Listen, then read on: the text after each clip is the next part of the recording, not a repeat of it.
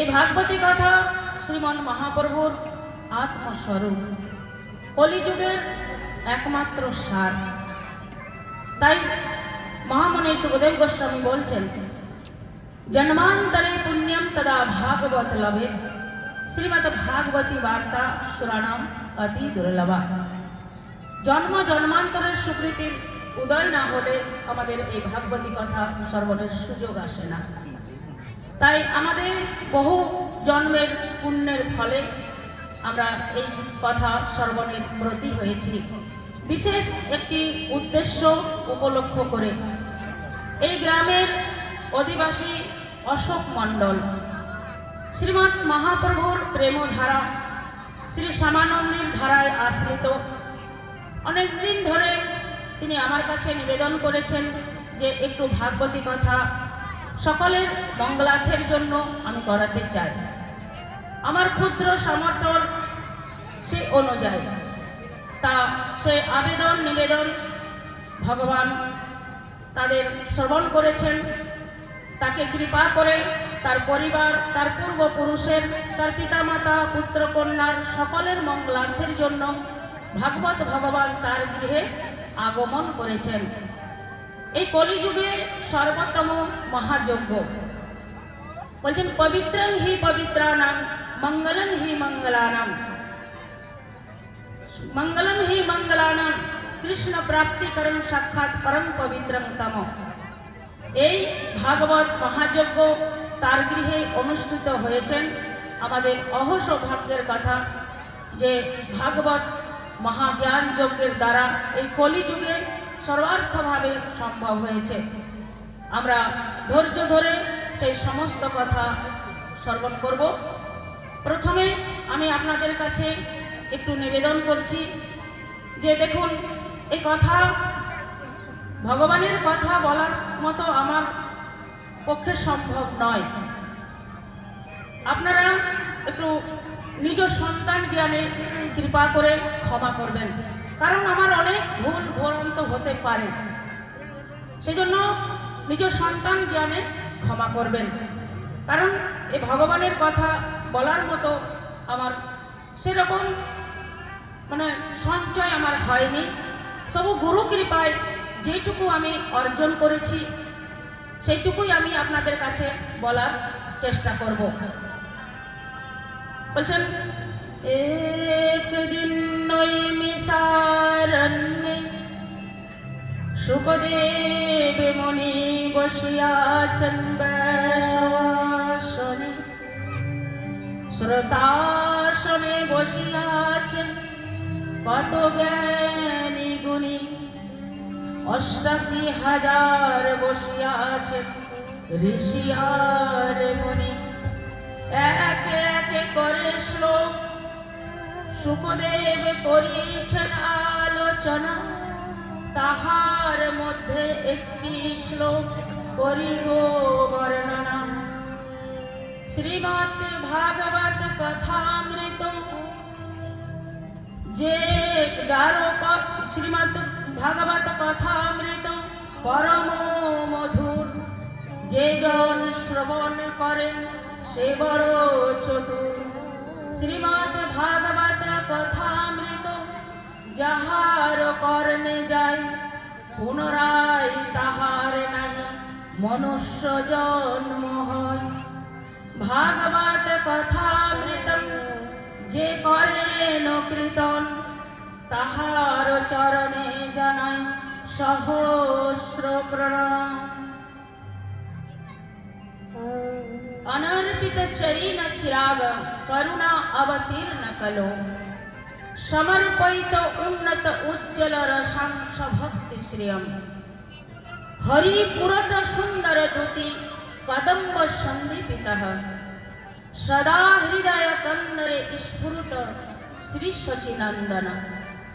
श्रियतां श्रियतां नित्यं गियतां गियतां मोदा, चिंततां चिंततां भक्तास চৈতন্য চরিত্রামৃতম।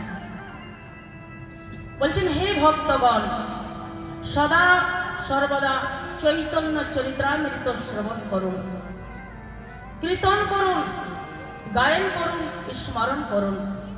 কারণ ভক্তের কথা যতবার আস্বাদন করবেন, ভক্তের কথা, ভক্তের রূপ, ভক্তের ভগবানের বর্ণনা, ভগবানের লীলা যতবারই আস্বাদন করবেন ততবারই ভক্তের কৃপা সার হয়ে যায়। তাই শাস্ত্রে বলছেন প্রতিপাদন পূর্ণ আস্বাদনম। কৃষ্ণ কথার প্রতি কথা অমৃতের খনি। দেখুন, দেবতাগণ এবং অসুরগণ দুই দল মিলে করেছিলেন সমুদ্র মন্থন, আর তাতে উঠেছিল এক ভাণ্ড সুধা। আর সেই সুধা এক বিন্দু করে পান করেছিলেন ৩৩ কোটি দেবতা। তাতে তারা হয়েছিলেন অমর। আর এই যে ভাগবতী কথা, ভগবানের কথা, গোবিন্দের কথা, এই কথা হচ্ছেন অমৃতের খনি। তাই তো ভক্তগণ এতবার ভগবানের কথা, ভাগবতীয় কথা, কীর্তন কথা শ্রবণ করে তাদের মনের পিপাসা মেটে না, তাদের স্বাদ মেটে না। তাই স্বয়ং ভক্ত, স্বয়ং আমাদের অদ্বৈত প্রভু, তিনি আজীবন গৌর লীলা আস্বাদন করে, গৌর লীলা শ্রবণ করে তার বাবার স্বাদ মিটল না। তিনি আবার গৌর লীলা আস্বাদন করার জন্য তিনি জন্ম নিলেন এই কলিযুগে। এই কলিযুগে তিনি আবার জন্ম নিয়েছেন। কোথায় জন্ম নিলেন? বলছেন ধরেন্দ্রা নামক গ্রামে কৃষ্ণ মণ্ডলের ঘরে, মাতা দুরিকার উদরে সমস্ত জগৎ আলোকিত করে তিনি কৃষ্ণ মণ্ডলের ঘরে জন্মগ্রহণ করলেন। কৃষ্ণ মণ্ডল একেবারে বাবা দরিদ্র, তার দুঃখের কোনো সীমা নেই। সেই দুঃখের দিনে একটা সন্তান জন্মগ্রহণ করলেন। সেই সন্তান অপূর্ব, তার শরীরের দিব্য ছোটা, অপূর্ব দেখতে। সেই সন্তানের কথা সমস্ত গ্রামে গ্রামে ছড়িয়ে পড়ল যে কৃষ্ণ মণ্ডলের ঘরে এক সুন্দর অপূর্ব সন্তান জন্মগ্রহণ করেছেন। সমস্ত গ্রামবাসীরা সেই সন্তানকে দেখার জন্য দলে দলে আসছেন এবং কৃষ্ণ মণ্ডলের জয়ধ্বনি করতে করতে আসছেন যে কৃষ্ণ মণ্ডলের জয় হোক, কৃষ্ণ মণ্ডলের জয় হোক, কৃষ্ণ মণ্ডলের জয় হোক। সমস্ত গ্রামবাসীরা জয়ধ্বনি করতে করতে কৃষ্ণ মণ্ডলের বাড়িতে এলেন। এসে বলছেন, কৃষ্ণ মণ্ডল, আমরা শুনেছি তোমার নাকি এক অপূর্ব দিব্য সন্তান জন্মগ্রহণ করেছেন। বলেন, হ্যাঁ, আপনাদের আশীর্বাদে আমার একটা দিব্য সন্তান জন্মগ্রহণ করেছেন।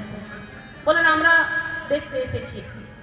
হে কৃষ্ণ মণ্ডল, তোমার এই দুঃখের দিনে তোমার এই সন্তান জন্মগ্রহণ করেছে, তোমার সন্তানের আসার পর আর তোমার দুঃখ থাকবে না। এই সন্তানের আমরা নাম রাখব। সমস্ত গ্রামবাসী মিলে সে সন্তানের নাম রাখলেন দুঃখী। দুঃখী দুঃখী নাম রাখলেন। সমস্ত বললেন, কৃষ্ণ মণ্ডল, যেহেতু তোমার দুঃখের দিনে এই সন্তান জন্মগ্রহণ করেছে, তাই আমরা নাম রাখলাম দুঃখী। তোমার আর কোনো দুঃখ থাকবে না। দুঃখী আস্তে আস্তে চন্দ্র শশীকলার ন্যায় বড় হতে লাগলেন। বড় হতে হতে বেশ বড় হয়েছে। একদিন কৃষ্ণমণ্ডল আর তার স্ত্রী দুরিকা দেবী তিনি আলোচনা করছেন তারা, যে দেখো, আমাদের যে এই মানব জনম, এই মানব জনমটা আমাদের হয়েছে কৃষ্ণ ভজনের জন্য। আমাদের এই হাত কৃষ্ণ ভজনের জন্য হয়েছে, কৃষ্ণ সেবা করার জন্য হয়েছে, কৃষ্ণের জন্য ফুল ফল সংগ্রহ করার জন্য, আমরা কৃষ্ণ সেবা করার জন্য যখন আমরা এই শরীরটা পেয়েছি, আমরা কৃষ্ণ সেবা করব। এই কথাটা বাবা দুঃখী শুনতে পেয়েছেন। আর যেই দুঃখী কথাটা শুনলেন, দুঃখী মনে মনে চিন্তা করলেন যে আহা, এই শরীরটা যখন আমরা কৃষ্ণ ভজনের জন্য পেয়েছি, তাহলে এই শরীর এই সংসারে আর রাখবো না। এই শরীরটাকে আমি কৃষ্ণ ভজনে লাগাবো, এই শরীর আমি কৃষ্ণ ভজনে লাগাবো, তাহলে কৃষ্ণ ভজন করতে চলে যাব। এই সংসারে আমি আর থাকবো না, এই সংসারের থেকে কোনো লাভ নেই। দুঃখী মনে মনে চিন্তা করলেন যে আমি সংসার ছেড়ে চলে যাব, কিন্তু কিভাবে কিভাবে যাব? আমাকে তো আমার মাতা পিতা যেতে দেবে না, তাহলে রাত্রিবেলায় আমাকে সংসার ছেড়ে চলে যেতে হবে। দুঃখী কি করলেন?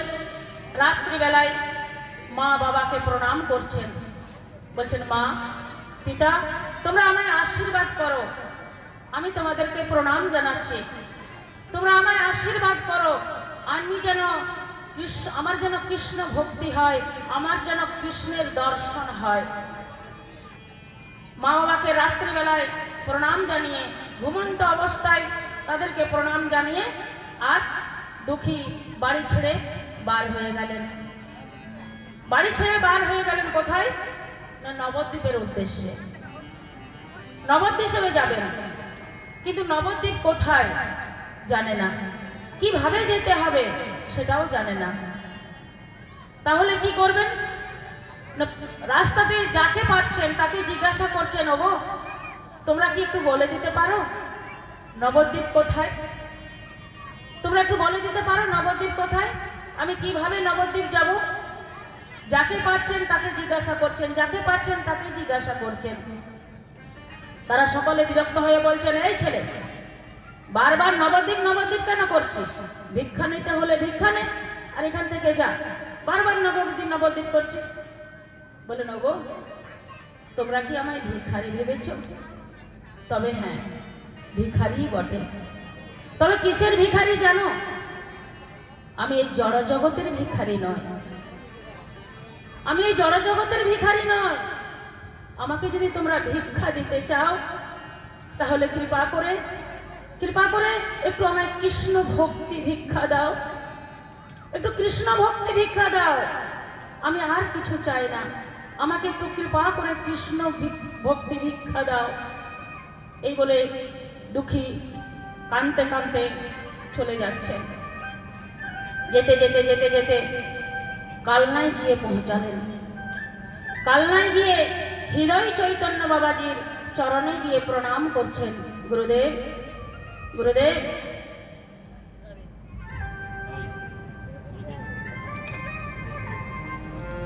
গুরুদেব আমায় কৃপা করুন গুরুদেব। গুরুদেবের চরণে গিয়ে প্রণাম জানাচ্ছেন। গুরুদেব गुरुदेव दया करके मुझको अपना लेना, गुरुदेव दया करके मुझको अपना लेना, गुरुदेव दया करके मुझको अपना लेना, गुरुदेव दया करके मुझको अपना लेना,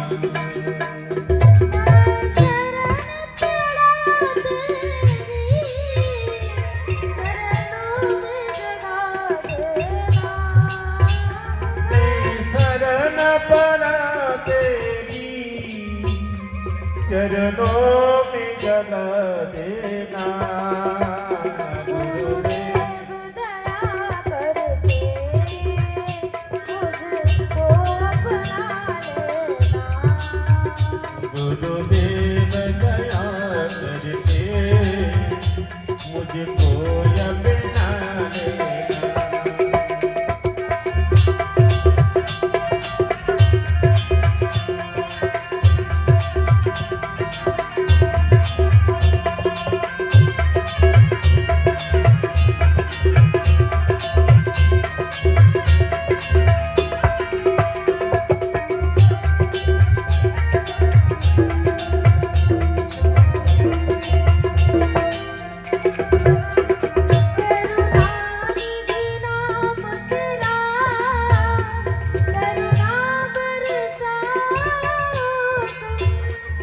करुणानिधि नाम तेरा करुणानिधि स्वागतम करुणानिधि नाम तेरा करुणा बरसात करुणानिधि नाम तेरा करुणा उतारत सोए हुए भाग्य को हे नाथ जगात सोए हुए भाग तुम हे जग जगाओ तुम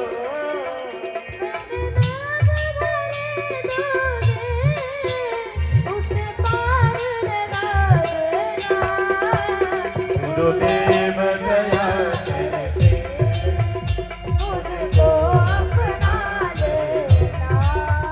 गुरुदेव दया करके मुझको अपना ले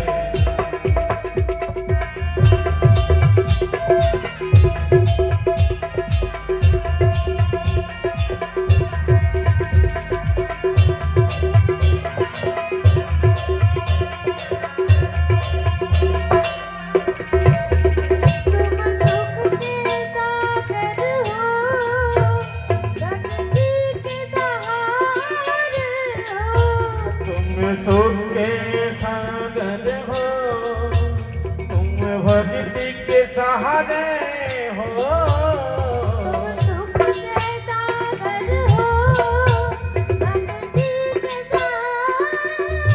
तुम उनके सागर हो तुम भक्ति के सहारे हो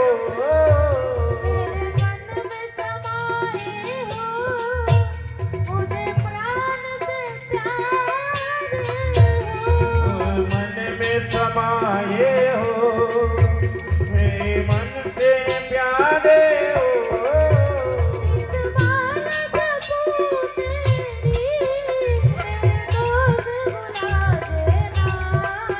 तेरी माला जपो तेरी जगा देना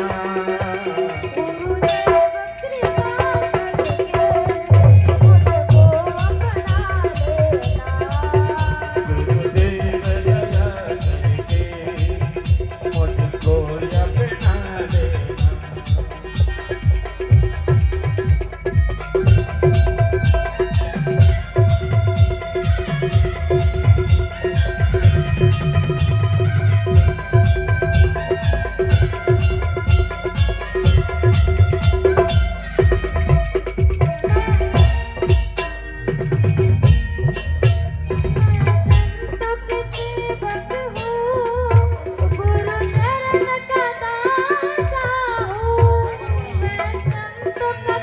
भक्त हो गुरु चरण का तारा हो नहीं नाथ भुलाना मुझे इस जग में अकेला हूँ मेरी बात भुलाना मुझे नीचे अकेला हो तेरे द्वार कभी खड़ी हूँ नहीं दिल से भुला देना देव दया करके मुझको अपना लेना गुरुदेव कृपा करके गुरुदेव दया करके मुझको अपना गुरुदेव दया करके मुझको अपना गुरुदेव दया करके मुझको अपना लेना गुरुदेव दया करके मुझको अपना लेना बोलो गुरु भगवान की কাল নাই হৃদয় চৈতন্য বাবাজির শ্রী চরণে গিয়ে লুটিয়ে পড়লেন বললেন গুরুদেব গুরুদেব গুরুদেব বলছেন কে তুমি বললেন গুরুদেব আমার নাম দুঃখী দুঃখী, কি চাস বাবা? বলেন গুরুদেব, আমি কৃষ্ণ দীক্ষা চাই, আমি কৃষ্ণ ভক্তি দীক্ষা চাই গুরুদেব। বলেন হ্যাঁ রে দুঃখী, দীক্ষা পাওয়া কি এত সহজ? এত সহজে কি দীক্ষা পাওয়া যায়? দীক্ষা হলে আগে পরীক্ষা দিতে হয়। বলেন গুরুদেব, আপনি পরীক্ষা নিন, আপনি পরীক্ষা নিন গুরুদেব। বলেন দুঃখী, তুই পরীক্ষার জন্য তৈরি আছিস তো? বলেন হ্যাঁ বাবা, আমি পরীক্ষার জন্য তৈরি, আপনি আমার পরীক্ষা নিন। গুরুদেব কি করলেন না, একটা মাটির কলসি বাবা এনে দুঃখীর হাতে ধরিয়ে দিলেন। ধরিয়ে দিয়ে বলেন, দুঃখী এই নে মাটির হাড়ি, আর এই নিয়ে তুই ওই কৃষ্ণের ফুল বাগানে আর তুলসী বাগানে জল ঢাল। প্রত্যেক দিন তুই এই তুলসী বাগান আর এই কৃষ্ণের ফুল বাগানে জল ঢালবি, এটাই হচ্ছে তোর কৃষ্ণ সেবা।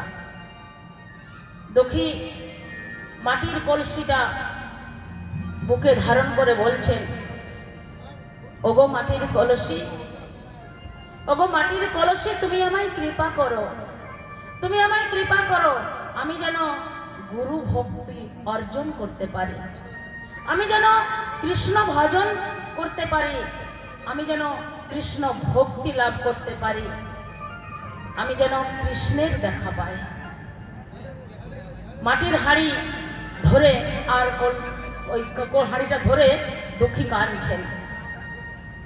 আর প্রত্যেকদিন দুঃখীর সেবা হলো কি না, ওই মাটির হাড়ি নিয়ে ওই গঙ্গা থেকে প্রত্যেক দিন জল এনে আর ওই কৃষ্ণের ফুল বাগান আর তুলসী বাগানে জল ঢালা। প্রতিদিন জল ঢালছেন, প্রতিদিন জল ঢালছেন। ঢালতে ঢালতে ঢালতে ঢালতে দুঃখীর মাথায় পড়ে গেল ঘা। ওই মাটির হাড়ির ঘষা লেগে লেগে লেগে লেগে মাথায় পড়ে গেল ঘা। সে প্রচন্ড ঘা, এমন ঘা হয়েছে যে ওই ঘা থেকে রক্ত পুঁজ বেরোচ্ছে, এমনকি পোকা পড়ে গেছে। দুঃখী চিন্তা করলেন যে আমি যদি এই কথাটা গুরুদেবকে বলি তাহলে গুরুদেব আমায় আর জল আনতে দেবেন না, আমি আর কৃষ্ণ সেবা করতে পারবো না, আমি কৃষ্ণ সেবা থেকে বঞ্চিত হয়ে যাব। সেজন্য দুঃখী কি করলেন না, মাথার মধ্যে একটা পাগ বেঁধে নিলেন, একটা পাগ বেঁধে আর ওই হাঁড়িটা নিয়ে জল আনছেন। যেই দুঃখী জল আনছেন আর গুরুদেবের নজরে পড়ে গেছেন, গুরুদেবের নজরে পড়ে গেছেন। গুরুদেব বলছেন, ও দুঃখী শোন শোন, হ্যাঁ রে, শরীরের সুখ দিলে কি আর কৃষ্ণ ভজন হয় রে বাবা? শরীরের সুখ দিলে তো কৃষ্ণ ভজন হয় না। হ্যাঁ রে দুঃখী, তুই মাথায় পাগ বেঁধে জল আনছিস কেন? খোল মাথার পাগ। বলেন গুরুদেব, গুরুদেব আমায় পাগ খুলতে আদেশ করবেন না গুরুদেব, আমার মাথার পাগ খুলতে আদেশ করবেন না। বলেন কি বললি? গুরুদেবের কথা শুনবি না? আমি বলছি পাগটা খোল, খোল বলছি। গুরুদেব, গুরুদেব কৃপা করুন, কৃপা করুন গুরুদেব, আপনি আমায় ওই পাগটা খুলতে বলবেন না গুরুদেব। বলেন শুনবি না? আমি গুরুদেব, আমি তোকে আদেশ করছি, তুই আমার কথা শুনবি না? গুরুদেব নিজে গিয়ে পাগটা খুলে দিয়েছেন। আর যেই পাগটা খুলেছেন বাবা, দেখছেন দুঃখীর মাথায় একটা বিরাট ঘা, এমন ঘা যে রক্ত পুঁজ দগদগ করছে মাথার মধ্যে, বড় বড় পোকা পড়ে গেছে। গুরুদেব বলছেন, হ্যাঁ রে দুঃখী, তোর মাথায় এত বড় ঘা হয়েছে, তুই আমাকে বলিসনি, বলিসনি আমাকে? বল দুঃখী। হ্যাঁ রে, মা বাবাকে ছেড়ে তুই গুরুর চরণে এসেছিস, গুরুকে যদি সব কথা না বলিস তাহলে আমি কি করে জানবো বল? তুই গুরুদেবকে বলিস না, বল দুঃখী। বলেন গুরুদেব, গুরুদেব আমি যদি আপনাকে বলতাম হয়তো আমার চিকিৎসা হতো, ডাক্তার কবিরাজ হতো, কিন্তু গুরুদেব আমি যে কৃষ্ণ সেবা থেকে বঞ্চিত হয়ে যেতাম গুরুদেব, আমার যে কৃষ্ণ সেবা হতো না গুরুদেব। বলেন হ্যাঁ রে দুঃখী, তোর মনের মধ্যে এত অনুরাগ, এত কৃষ্ণ ভজনের অনুরাগ, আয় আজকেই আমি তোকে দীক্ষা দেব। যার মনের মধ্যে এত অনুরাগ তাকে দীক্ষা না দিয়ে কি থাকা যায় রে দুঃখী? আয়, আজ থেকে আমি তোকে দীক্ষা দেব। তবে শোন, যারা কৃষ্ণ ভজন করে তাদের নাম দুঃখী হতে পারে না, তাদের নাম দুঃখী হতে পারে না রে। আজ থেকে আমি তোর নাম দিলাম কৃষ্ণ দাস। আজ থেকে তোর নাম হবে কৃষ্ণ দাস। বলেন যা, আমি তোকে আদেশ করলাম তুই বৃন্দাবনে চলে যা। আর বৃন্দাবনে গিয়ে জীব গোস্বামীর চরণে গিয়ে উপস্থিত হও। ওই জীব গোস্বামী পাদ তোকে রাধা কৃষ্ণ মন্ত্র দীক্ষা দেবে। যা, তুই বৃন্দাবনে চলে যা। আজ গুরুদেবের আদেশ পেয়ে দুঃখী কি করছেন না বৃন্দাবনে যাচ্ছেন। বৃন্দাবনে যাচ্ছেন কিভাবে? কি গো মায়েরা, আপনারা বৃন্দাবনে যাবেন না? দুঃখী যাচ্ছে বৃন্দাবন, আপনারাও তো কি বৃন্দাবন যাবেন? কে কে যাবেন হাত তুলুন তো। বাবা, সবাই বলছে যাব। তাহলে চলুন আমরা সবাই মিলে একটু দুঃখীর সাথে বৃন্দাবনে এগিয়ে যাই। মেরা মন পঞ্চিয়ে কো, मेरा मन पंछी ये बोले, दिया भी मेरा मन पंछी ये बोले, उड़ वृंदावन जाओ, ब्रज की लता पता में मैं राधे राधे गाऊं, मैं राधे राधे गाऊं, मैं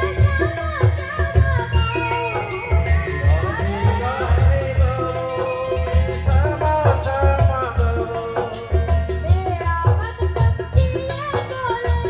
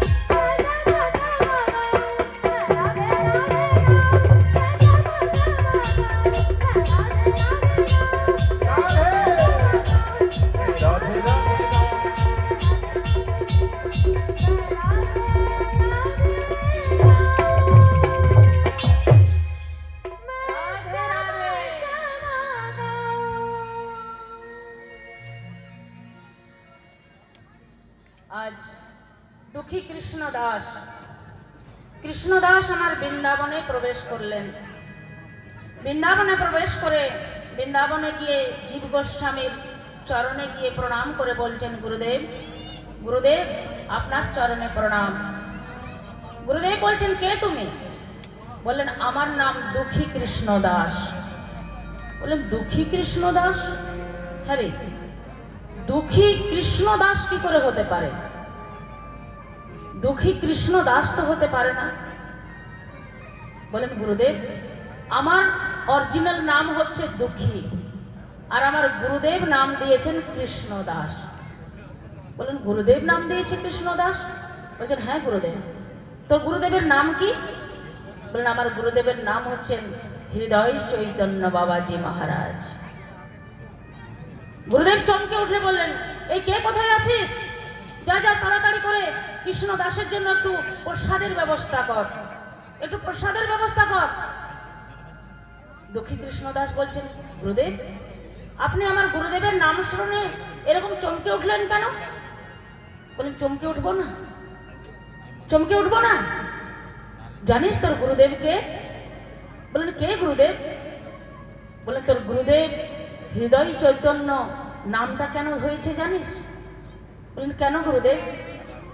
বললেন, তোর যে গুরুদেব হৃদয় চৈতন্য, তার গুরুদেব হচ্ছেন গৌরীদাস পণ্ডিত। এই গৌরীদাস পণ্ডিত তার আশ্রমে প্রত্যেক বছর একটা তিথিতে উৎসব হয়, মহোৎসব হয়। এক সময় গৌরীদাস পণ্ডিত আশ্রমে ছিলেন না, তিনি বাইরে কোনো শিষ্য বাড়িতে বেড়াতে গেছেন, আর সেই তিথি মহোৎসব চলে এসেছে, মহোৎসবের তিথি। তো গৌরীদাস পণ্ডিত নেই। তো চৈতন্য বাবাজি চিন্তা করলেন যে গুরুদেব নেই, গুরুদেবের অনুপস্থিতিতে আমি কি করব? কিন্তু তিথির তো একটা মর্যাদা রাখতে হবে। যে তিথিতে গুরুদেব মহোৎসব করতেন সেই তিথিটা তো এইভাবে যাওয়া যাবে না। এইভাবে যদি চলে যায় তাহলে তো একটা অবমাননা হবে, তিথির অবমাননা হবে। তো হৃদয় চৈতন্য বাবাজি কি করলেন? গুরুদেবের অনুপস্থিতিতে তিনি ওই মহোৎসব শুরু করে দিলেন। আর যেই মহোৎসব শুরু করে দিলেন, আর সেই দিনেই তখনই গৌরীদাস পণ্ডিত এসে উপস্থিত হয়ে গেলেন। এসে বলছেন, হৃদয় চৈতন্য তোমার এত বড় আস্পর্ধা, তুমি আমার অনুপস্থিতিতে এত বড় মহোৎসব শুরু করে দিলে, তোমার সাহস হলো কোথা থেকে? তুমি এত সাহস পাও কোথা থেকে? সামনে বাবা একটা বেদ পড়েছিল, সেই বেদটা নিয়ে গৌরীদাস পণ্ডিত হৃদয় চৈতন্যকে আঘাত করতে গেলেন। আর যেই আঘাত করতে গেলেন, গৌরীদাস পণ্ডিত দেখছেন কি না, হৃদয় চৈতন্য বাবাজির বক্ষ মাঝে গৌর নিতাই নৃত্য করছেন, গৌর নিতাই নৃত্য করছেন। গৌরীদাস দেখে চমকে গেলেন, এ কি, এ কি? শ্রীমন মহাপ্রভু আমার বন্ধু, আমার বন্ধু, আমি তাকে আমার হৃদয়ে নৃত্য করাতে পারলাম না, আর তুই আমার শিষ্য হয়ে তুই গৌর নিতাইকে তোর বক্ষ মাঝে নৃত্য করাচ্ছিস? হৃদয় চৈতন্য আয়, আয় আমার পক্ষে আয়। হৃদয় চৈতন্যকে জড়িয়ে ধরলেন। জীব গোস্বামী বলছে, বল, হৃদয় চৈতন্যর নাম শুনে আমি চমকে উঠবো না? যে হৃদয় চৈতন্য বক্ষ মাঝে গৌর নিতাইকে নৃত্য করিয়েছেন, সেই হৃদয় চৈতন্যর শিষ্য তুই, আর তোকে দেখে আমি চমকে উঠবো না? আয় আয়, হৃদয় চৈতন্যর যখন তুই শিষ্য, তখন আমি তোকে আজকেই দীক্ষা দেব। গৌরীদাস পণ্ডিত তাকে পাশে বসিয়ে যুগল মন্ত্র দীক্ষা দিলেন। দীক্ষা দিয়ে বললেন, যা, আজ থেকে তোর যুগল মন্ত্র দীক্ষা হলো। বললেন, গুরুদেব আমার সেবা কি? বললেন, তুই কনক মঞ্জুরি শ্রীমতী রাধারানীর দাসী হয়ে তুই নিকুঞ্জবন সেবা করবি।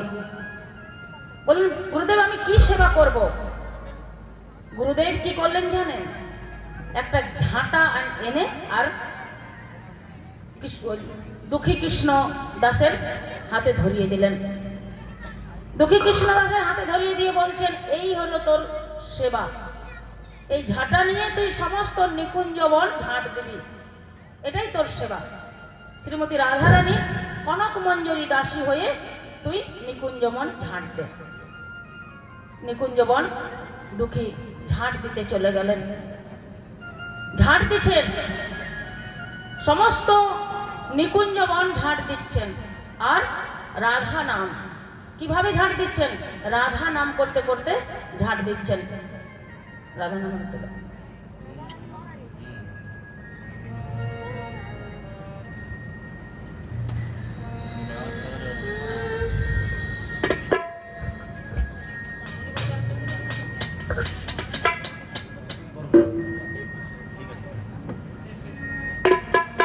ও রাধা রানী মহারানী, ও রাধা রানী মহারানী, কৃপা করো না, কৃপা করে বৃন্দাবনে নিয়ে চলো না। ও রাধে রাধে, ও রাধে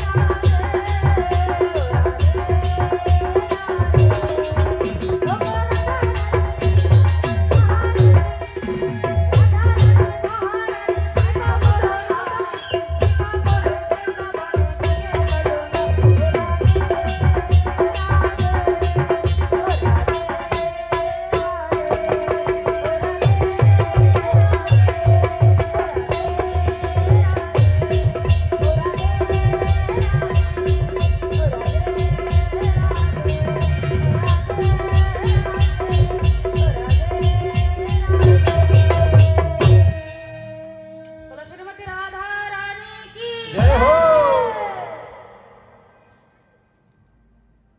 আজ দুঃখী কৃষ্ণ দাস এইভাবে নিকুঞ্জ বন ঝাঁট দিচ্ছেন বাবা।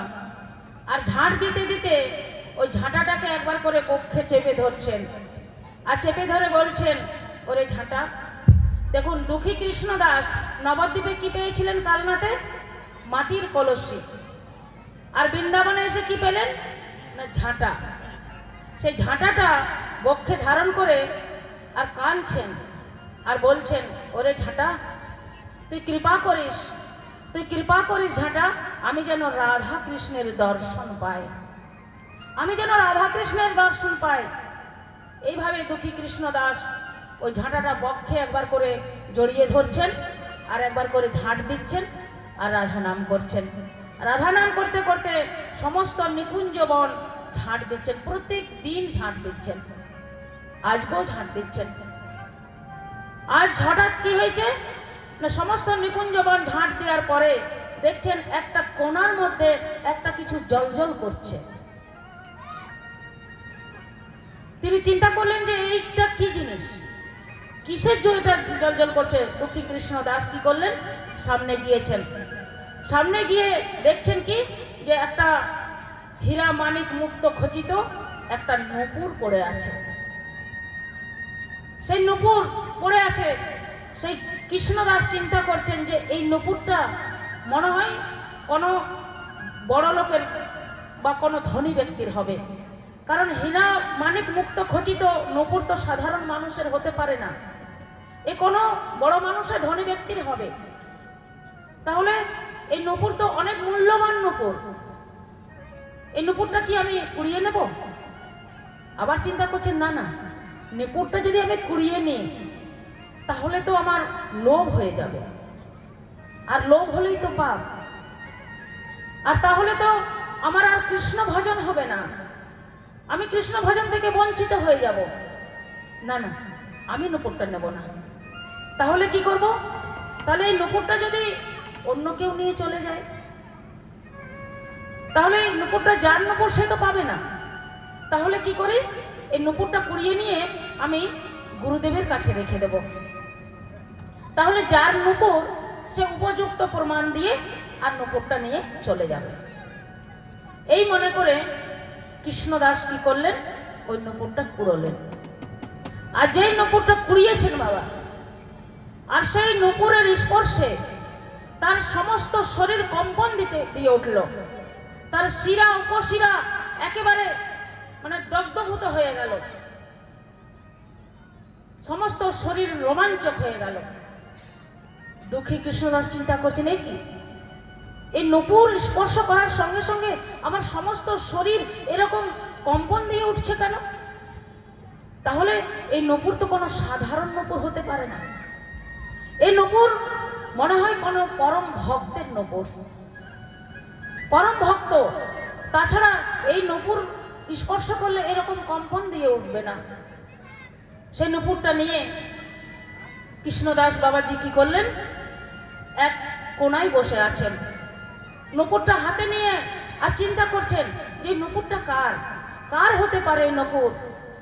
এই নূপুর যা, এই নূপুরটার যদি এত মানে গুণ, মানে স্পর্শ করার সঙ্গে সঙ্গে সমস্ত শরীর কম্পন দিয়ে উঠছে, তাহলে এই নূপুর কোনো সাধারণ মানুষের নয়, এ কোনো পরম ভক্তের নূপুর। তাহলে এটা যার নূপুর তাকে তো দর্শন করা উচিত। এইভাবে নূপুরটাকে তো নিয়ে গেলে হবে না, সেই ভক্তের দর্শন করব। দেখুন ভক্তের কিরকম ভক্তি। আজ কৃষ্ণদাস বাবাজি বসে আছেন নূপুরটা হাতে নিয়ে। এদিকে রাধারানী লীলা করার পরে যখন গিয়েছেন, যখন গয়না অলংকার যখন খুলছেন, তখন দেখছেন যে পায়ে নূপুরটা নেই, পায়ে নূপুর নেই। রাধারানী ললিতাকে ডাকছেন, ললিতা, ও ললিতা, দেখ দেখ আমার একটা চরণের নূপুর নেই। ললিতা বলছে, সে কি রাধে, একটা চরণের নূপুর নেই, নূপুরটা কোথায় ফেলেছিস? বলে, জানি না ললিতা, দেখ না নূপুরটা কোথায় পড়ে গেছে, মনে হয় ওই নিকুঞ্জ বনেই পড়েছে। নিকুঞ্জ বনেই মনে হয় পড়েছে, তাছাড়া তো আমি আর কোথাও যাই না। জানা ললিতা, একবার নিকুঞ্জ বন ঘুরে আয়। ললিতা বলছেন, রাধে, এই ভরা দুপুরে আমি যদি ওই নিকুঞ্জ বনে যাই তাহলে তো লোকে আমায় চিনে ফেলবে, আর চিনে ফেললে তো আমার আর রক্ষে থাকবে। বলে, ললিতা, তুই ললিতা হয়ে যাবি কেন? তুই সাধারণ একটা গোয়ালিনী হয়ে যা না, সাধারণ একটা গোয়ালিনীর বেশ ধরে যা। বললেন, যখন প্রমাদ ঘটিয়েছিস তখন আর কি করব বল, যেতে তো হবে। তবে শ্রীমতী, আমি যাচ্ছি, কিন্তু মনে হয় না যে নুপুরটা আমি পাবো। বলেন, যা না ললিতা, ওই নিকুঞ্জ বনেই ওই নুপুরটা পড়ে আছে, তুই কুড়িয়ে নিয়ে আয়। আজ ললিতা সখী আমার কি করছেন, সাধারণ একটা গোয়ালিনীর বেশ ধরে আর ওই নিকুঞ্জ বনে প্রবেশ করছেন, রাধা নামের জয় দিতে দিতে। বলে, রাধা রানী কি, রাধা রানী কি, রাধা রানী কি। এভাবে রাধা রানীর জয় দিতে দিতে নিকুঞ্জ বনে প্রবেশ করলেন। দেখছেন নিকুঞ্জ বন ফাঁকা, কেউ নেই, কোনো একটাও লোক নেই নিকুঞ্জ বনে। ওই ললিতা সখী গিয়ে সমস্ত কোনায় কোনায় খুঁজছেন যে ওই নুপুরটা কোথায় আছে। কোথাও কোনো নুপুর খুঁজে পেলেন না। তারপর খুঁজতে খুঁজতে দেখছেন যে এক কোনায় এক বাবাজি বসে আছে। ললিতা গিয়ে সে বাবাজিকে জিজ্ঞাসা করছেন, ও বাবাজি, বাবাজি না কিছু বলবে? বলে, হ্যাঁ, এখানে আমার সখীর একটা নুপুর পড়ে গিয়েছে, তো তুমি কি নুপুরটা পেয়েছো? বলেন, হ্যাঁ পেয়েছি। বলে, পেয়েছো? তাহলে দিয়ে দাও। বলেন, ও সখী, আমি নুপুরটা তোমায় কি করে দিয়ে দেবো? তুমি তো মিথ্যা কথাও বলতে পারো। এই নুপুরটা তোমার যে সখীর তার কি প্রমাণ? তুমি তো মিথ্যা কথা বলে নিয়ে যেতে পারো। যার নুপুর তাকে নিয়ে এসো। ললিতা পড়লেন বিপদে, এবার কি হবে? ললিতা বলছেন, আর কি করা যাক, যখন একটা প্রমাদ ঘটিয়েছে তখন তো আসতেই হবে, আর কিছু করার নেই। ললিতা গিয়েছেন, শ্রীমতী, শ্রীমতী, হ্যাঁ রে ললিতা, নুপুরটা পেয়েছিস? বলে, হ্যাঁ পেয়েছিস। এনেছিস? বলে, না আনতে পারিনি। বলেন, কেন? না, নুপুরটা যে পেয়েছে সে হচ্ছে এক বাবাজি। তো বাবাজি বলছে কি জানিস? বাবাজি বলছেন, এই নুপুরটা তুই তো মিথ্যা কথাও বলতে পারিস, এই নুপুরটা তোর সখীর তার কি প্রমাণ? প্রমাণ চাইছে। তাহলে তাহলে এই নুপুরটা নিয়ে যা, আর ওই নুপুরটা এই নুপুরটা মিলিয়ে দেখে আর নুপুরটা নিয়ে আয়। বললেন, না না, ওই রকমভাবে হবে না, তোকে যেতে হবে। বললেন, সে কি ললিতা, আমাকে যেতে হবে? আমি কি করে যাব বল? এই ভরা দুপুরে আমি যদি শ্রীমতী, আমি যদি যাই তাহলে তোর লোকে আমাকে আর ছাড়বে না। বললেন, ও রাধে, তুই শ্রীমতী হয়ে যাবি কেন? যেভাবে তুই আমাকে গোয়ালিনী ভেষ ধরে পাঠিয়েছিস, আজ তুইও গোয়ালিনী ভেষ ধর না, আজ গোয়ালিনী ভেষ ধরে চল। আজ ললিতা আর শ্রীমতী রাধারানী দুজনেই গোয়ালিনীর ভেষ ধরে আর নিকুঞ্জ বনে প্রবেশ করলেন। নিকুঞ্জ বনে প্রবেশ করে বাবাজির কাছে গিয়ে বলছেন, বাবাজি, এই দেখো আমার সখীকে আমি নিয়ে এসেছি, এই দেখো আমার এই সখীর নুপুরটা দিয়ে দাও। বললেন, তোমার সখীর নুপুর? বললেন, হ্যাঁ। বললেন, কই দেখাও নুপুর। তো রাধারানী, ললিতা বলছেন, রাধে, দে চরণটা দেখিয়ে দে। রাধারানী বলছেন, সে কি ললিতা, আমি এই চরণ কি করে দেখাবো? এই চরণ তো একমাত্র আমার প্রাণ গোবিন্দ ছাড়া তো আর কেউ দেখেনি, এই চরণ আমি কি করে দেখাবো? বলে, দেখ, বিপদে যখন পড়েছিস তখন আর কি করবি বল, নুপুরটা যখন হারিয়েছিস তখন দেখিয়ে দে। রাধারানী আজ চরণ দেখাতে যাবেন। দেখুন বাবা, কৃষ্ণ মণ্ডলের, কৃষ্ণদাসের ভাগ্য কেমন, কৃষ্ণদাসের ভাগ্যের বলিহারি যায়। যে চরণ যুগ যুগ সাধু মুনিরা তপস্যা করে সেই যে চরণ লাভ করতে পারেননি, আজ দুঃখী কৃষ্ণদাসের সেই চরণ লাভ করছেন, সেই চরণ দর্শন হবে আজকে। আজ দুঃখী কৃষ্ণদাসের মনে খুব আনন্দ যে আজ আমি চরণ দর্শন করব। আজ দুঃখী কৃষ্ণ দাসের সামনে রাধারানীর চরণটা দেখিয়ে দিচ্ছে, এই দেখো বাবাজি, এই দেখো আমার পায়ে নূপুর আছে, এবার নূপুর মিলিয়ে নাও আর প্রমাণ করে আর আমাকে নূপুরটা দিয়ে দাও। কৃষ্ণদাস দেখলেন হ্যাঁ নূপুরটা, দুটো নূপুর একই। রাধারানীর চরণে যে নূপুরটা আছে আর এই নূপুরটা, দুটো নূপুর এক। কৃষ্ণমণ্ডল চিন্তা করছেন, কৃষ্ণদাস চিন্তা করছেন যে নূপুরটা যদি আমি দিয়ে দিই তাহলে তো পরিচয় পাওয়া যাবে না, ইনি কে সে পরিচয় তো আমি পাবো না। কৃষ্ণদাস বলছেন সখী, ওই নূপুরটা যে তোমার সখীর তার কি প্রমাণ আছে? হয়তো যার নূপুর সে ঘুমিয়ে আছে কোথাও, আর সে ঘুমিয়ে আছে তার চরণ থেকে খুলে এনে তুমি এই সখীর চরণে পরিয়ে দিয়েছো আর বলছো নূপুরটা ওর, এটা তো প্রমাণ হলো না। বলেন বাবাজি তাহলে প্রমাণ কি করে হবে? বলেন একটা উপায় আছে। না কি উপায়? না যেখানে নূপুরটা আমি কুড়িয়ে পেয়েছি সেই জায়গাটা আমি এখনো ঝাড় দিইনি, সেই জায়গাটা সেরকম ভাবেই পড়ে আছে। তাহলে যদি এই সখীর যদি নূপুর হয় তাহলে ওইখানে যে পদচিহ্নগুলো আছে সেই পদচিহ্ন যদি মিলে যায় তাহলে আমি জানবো যে এই সখীর নূপুর, তাহলে আমি নূপুরটা দিয়ে দেব। আজ রাধারানী শ্রীমতীকে নিয়ে আর সেই নূপুর যে জায়গায় কুড়িয়ে পেয়েছেন দুঃখী কৃষ্ণদাস সেই জায়গায় নিয়ে চলে গেলেন। সেইখানে নিয়ে বলছেন ও সখী এই দেখো, এই চরণে দেখো চিহ্নগুলো, 19টা চিহ্ন আছে। এই চিহ্নগুলো যদি তোমার চরণের সঙ্গে মিলে যায়, তোমার চরণতলায় যদি এই 19টি চিহ্ন থাকে তাহলে জানবো নূপুরটি তোমার। বাবুন আজ কৃষ্ণদাসের ভাগ্য দেখুন। কৃষ্ণদাস আজ যে যোগী মুনি ঋষিরা যুগ যুগ ধরে তপস্যা করে যার চরণ দর্শন করতে পারেননি, আজ কৃষ্ণদাসের ভাগ্য দেখুন, সে চরণ তো দর্শন করলেন এবং চরণ তলাটাও দর্শন করতে চলেছেন। আজ ললিতা সখী বলছেন যে শ্রীমতী দে চরণ তলাটা দেখিয়ে দে। শ্রীমতী বলছেন অরে ললিতা, তুই আমার সখী না ওই বাবাজির সখী? তুই আমার সখী হয়ে সবসময় তুই বাবাজির টান টানছিস, বাবাজির তরফ টানছিস না? কি করলাম আমি বল? না তুই বাবাজি বললো তোর সখীকে ডেকে নিয়ে আয়, তুই সখীকে আমাকে ডেকে নিয়ে এলি। বাবাজি বললো চরণ দেখিয়ে দে, তুই বললি চরণটা দেখিয়ে দে। আজ বাবাজি বলছে চরণ তলাটা দেখিয়ে দে, তুই বলছিস চরণ তলাটা দেখিয়ে দে। বলে রাধে, এতদিন তো লীলা করেছিস, এত যুগ যুগান্তর ধরে তুই লীলা করেছিস, কোনোদিন তো তোর নূপুর পড়েনি, তাহলে আজ নূপুরটা পড়লো কি করে? আজ কি করে নূপুরটা পড়লো? নিশ্চয় তুই ওই দুঃখী কৃষ্ণদাসকে কৃপা করবি বলেই তো তোর নূপুরটা পড়েছে।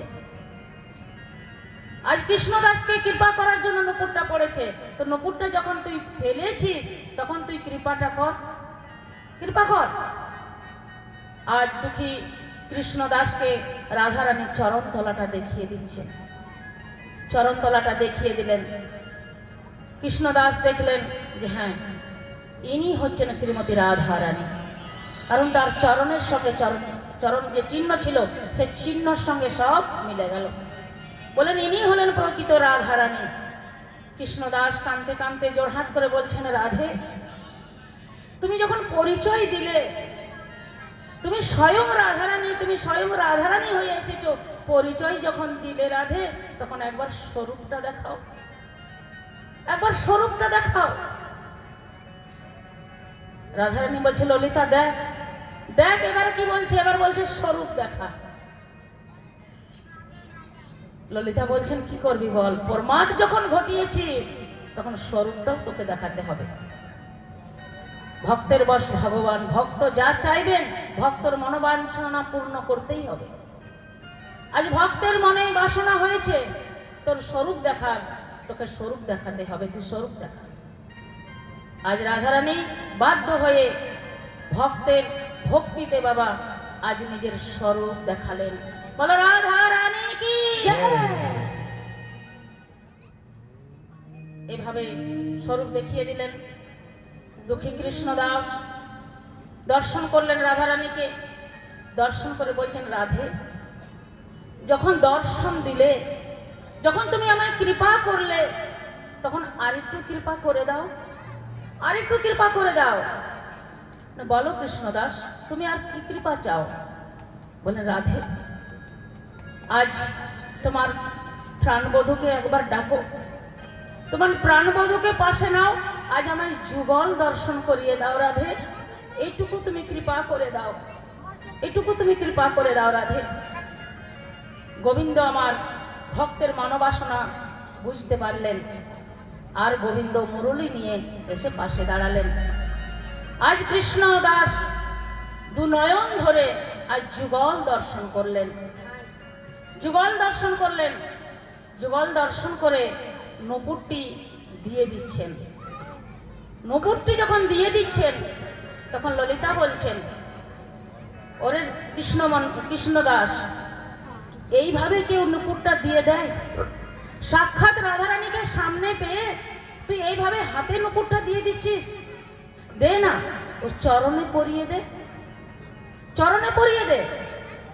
বললেন, ললিতা, ললিতা, আমি জানি এই চরণ যেখানে সেখানে রাখা যাবে না।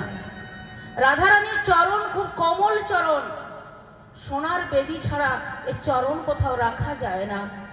আর আমি তো দুঃখী, আমি তো দুঃখী কৃষ্ণদাস, আমি কোথায় পাবো সোনার বেদি বলো?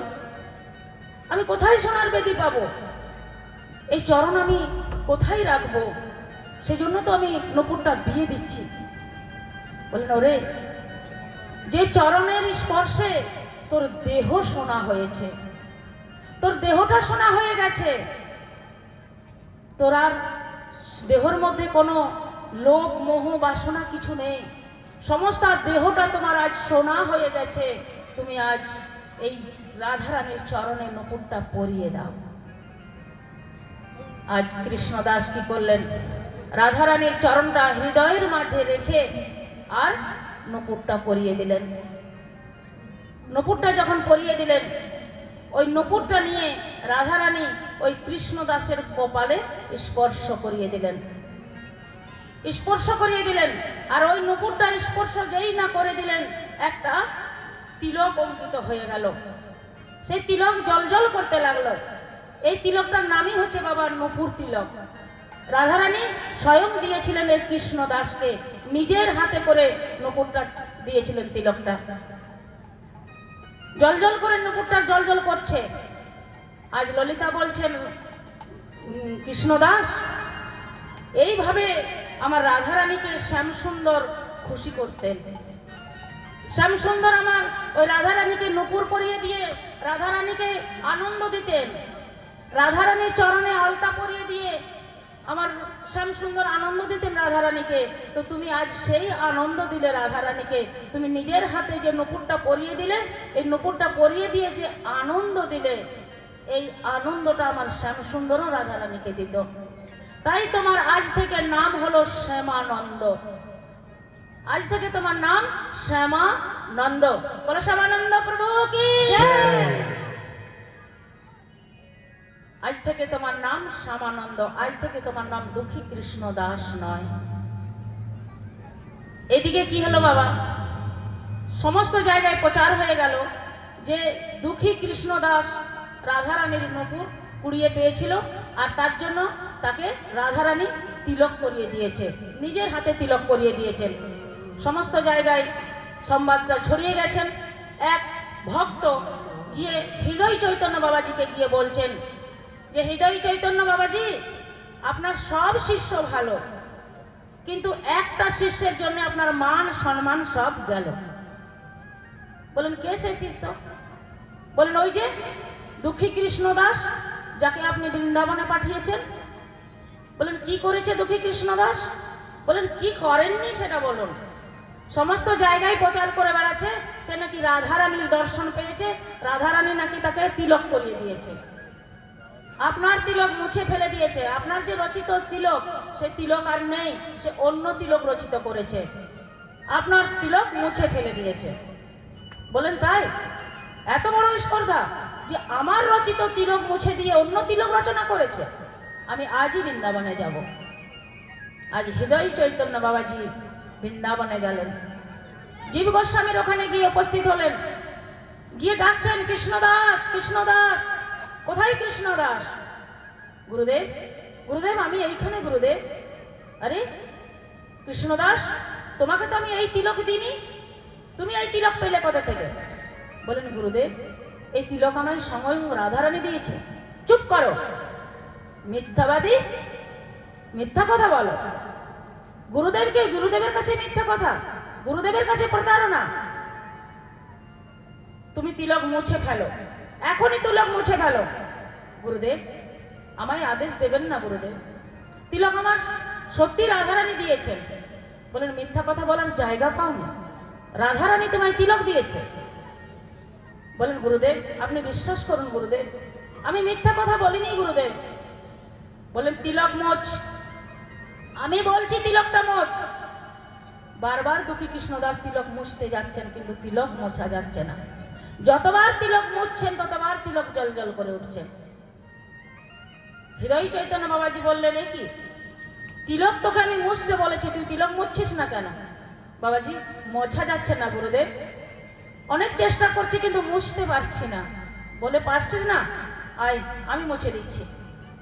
আজ হৃদয় চৈতন্য বাবাজি নিজের হাতে তিলক মুছছেন, কিন্তু যতই মুছছেন ততই তিলক জল জল করছে। তিলক আর মোছা যাচ্ছে না। যখন ক্লান্ত হয়ে গেলেন, আর তিলক মোছা গেল না, তখন হৃদয় চৈতন্য বাবাজি কি করলেন, সেখানে একটা বেত রাখা ছিল, সেই বেত নিয়ে বেত্রাঘাত করতে লাগলেন কৃষ্ণদাসকে। বেত্রাঘাত করতে করতে করতে করতে মানে একেবারে মরণপন্ন অবস্থা। যখন মরণাপন্ন অবস্থা, কিন্তু কৃষ্ণদাস মুখে কিছু বলছে না। যতবার বেত্রাঘাত করছেন ততবার বলছেন, গুরুদেব, গুরুদেব আমায় ক্ষমা করবেন গুরুদেব, আমি মিথ্যা কথা বলিনি গুরুদেব, আপনি আমায় ক্ষমা করবেন। ততবার শুধু গুরুদেব গুরুদেব গুরুদেব করে যাচ্ছেন, আর সে বেত্রাঘাত করেই যাচ্ছেন। বেত্রাঘাত করতে করতে করতে করতে একেবারে মরণাপন্ন অবস্থা। তখন জীব গোস্বামী পাদ ছুটে এলেন, ছুটে এসে বলছেন, হৃদয় চৈতন্য এটা তুমি কি করছো? তোমার শিষ্য, তোমার মারার অধিকার আছে, তোমার শাসন করার অধিকার আছে, তুমি করো, কিন্তু তোমার শিষ্য বেঁচে থাকলে তো, তোমার শিষ্য বেঁচে থাকলে তো তুমি আঘাত করবে। জীব গোস্বামীর কথা শুনে হৃদয় চৈতন্য বাবাজি বেতটা ফেলে দিলেন। বেতটা ফেলে দিয়ে তিনি ক্লান্ত হয়ে গেছেন, মানে এত বেত্রাঘাত করেছেন, সে একদম ক্লান্ত। গুরুদেব ক্লান্ত হয়ে গেছেন হৃদয় চৈতন্য। যখন ক্লান্ত হয়ে গেছেন একটু বিশ্রামে গেছেন, আর বিশ্রামে যেই গিয়েছেন একটা তন্দ্রা এলো বাবা। তন্দ্রা মানে বুঝেন তো? তন্দ্রা হচ্ছে ওই ঘুমন্ত অবস্থায় যে স্বপ্ন, সেই তন্দ্রা এলো। কি দেখছেন না, তন্দ্রাতে দেখছেন তার ভিতরে, তার যে হৃদয়ে বক্ষ মাঝে যে গৌর নিতাই ছিলেন, তার হৃদয়ে সেই গৌর নিতাই বেরিয়ে চলে যাচ্ছে। গৌর নিতাই বেরিয়ে চলে যাচ্ছেন। হৃদয় চৈতন্য বলছেন, এ কি তোমরা বেরিয়ে চলে যাচ্ছ কেন? তোমরা তো আমার হৃদয় মাঝে আছো, আমার হৃদয় থেকে তোমরা চলে যাচ্ছ কেন? তখন গৌর নিতাই কি করলেন জানেন? গৌর নিতাইয়ের যে উত্তরীয়টা ছিল, সেই উত্তরীয়টা সরিয়ে দিলেন। আর যেই উত্তরীয়টা সরিয়ে দিয়েছেন, দেখছেন সমস্ত শরীরে বেত্রাঘাত, সমস্ত শরীরে বেত্রাঘাত। বলেন, কি আপনাদের শরীরে বেত্রাঘাত কে করলো? বলেন, কেন তুমি করেছো? বলেন, আমি কখন আপনাদেরকে বেত্রাঘাত করলাম? বললেন, তুমি জানো না, যখন কেউ দীক্ষা নেয়, যখন দীক্ষা নেয় তখন তার সমস্ত আত্মসমর্পণ করেন, গুরুদেবের চরণে আত্মসমর্পণ করেন। তো সে তো আত্মসমর্পণ করে দিয়েছে, সে তো আমার, তার শরীরটা তখন আমার শরীর, তার তো ভালো মন্দ আমার। তো তুমি তাকে যখন আঘাত করেছো, তো আমার আঘাত লাগবে না? হৃদয় চৈতন্য বাবাজি কাঁদতে লাগলেন, আমি ভুল করেছি, আমি ভুল করেছি। আপনারা যাবেন না, আমার হৃদয় ছেড়ে যাবেন না আপনারা। বলেন আমি থাকতে পারি এক শর্তে, আমি একটা শর্তে থাকতে পারি, যদি তুমি গিয়ে ওই কৃষ্ণ দাসের কাছে ক্ষমা চাও, কৃষ্ণ দাসের কাছে যদি ক্ষমা চাইতে পারো তাহলে আমি থাকতে পারি। হৃদয় চৈতন্য বাবাজি ছুটে গেলেন, কৃষ্ণদাস, কৃষ্ণদাস। কে কে আমায় ডাকছেন? গুরুদেব, গুরুদেব। হ্যাঁ কৃষ্ণদাস, আয় বাবা আয়, আয় আমার পক্ষে আয়। আজ কৃষ্ণদাস, দুঃখী কৃষ্ণদাসকে হৃদয় চৈতন্য বাবাজি আলিঙ্গন করে আজ মিলন হলো, এই গুরু শিষ্যের এখানে মিলন হলো।